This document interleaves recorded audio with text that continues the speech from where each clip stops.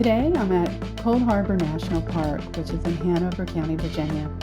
Imagine the summer of 1864. The Union Army of the Potomac was fighting its way south toward Richmond, Virginia.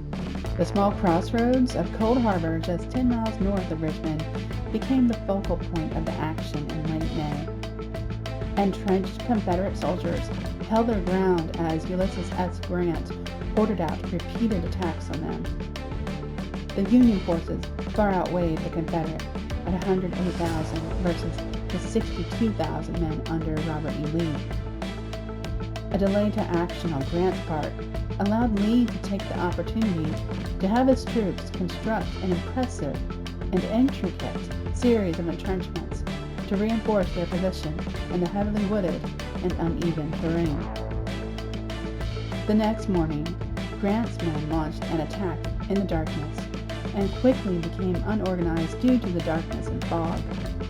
Lee's men were easily able to defend their position, and it is estimated that 7,000 men were killed or wounded within the first 30 minutes of the assault.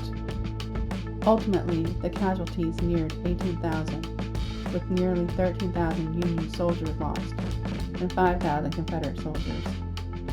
Grant would later write that he regretted this assault at Cold Harbor.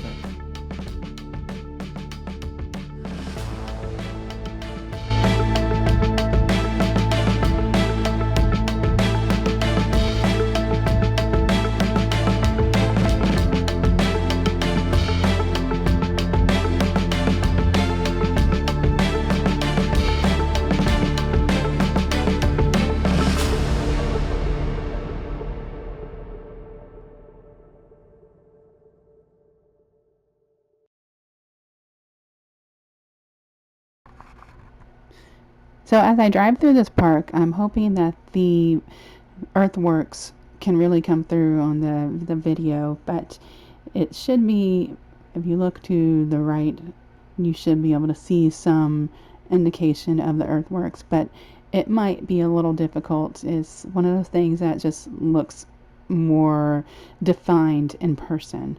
So just be aware of that, and we'll be coming up on a stop here pretty soon where you can hopefully get a better view.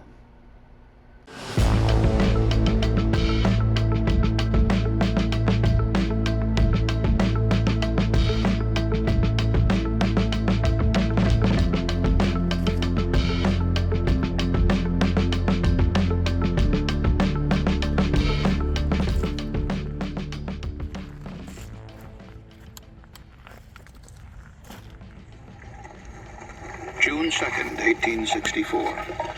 Having won the foot race to intercept the Federal Army at Cold Harbor on May 31st, Lee's army began digging in along a 7-mile front.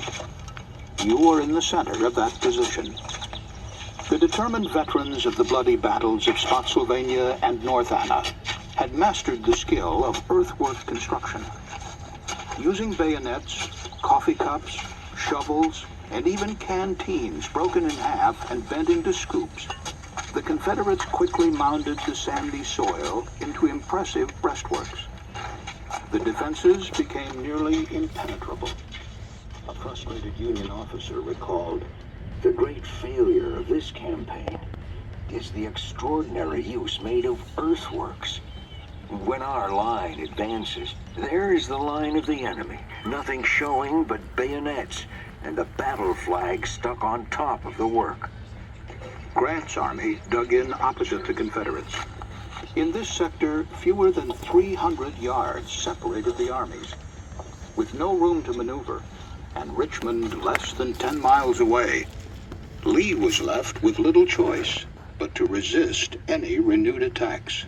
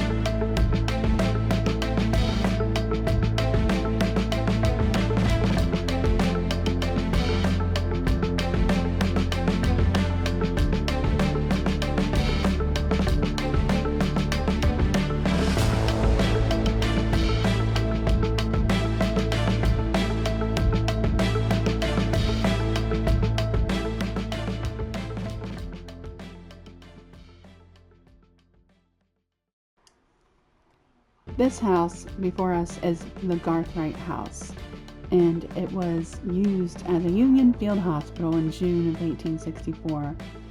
It's estimated that at least 97 soldiers died from their wounds here.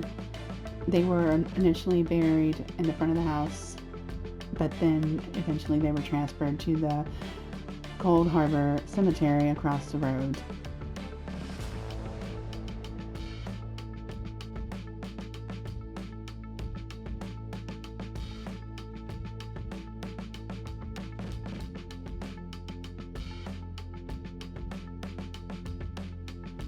But that's what's interesting to me, because this is the Garthright family cemetery, but you'll notice there's no actual grave markers. It's just looks like a plot of grass. But it's they think that members of the Garthright and later the McKee family were buried in this small cemetery.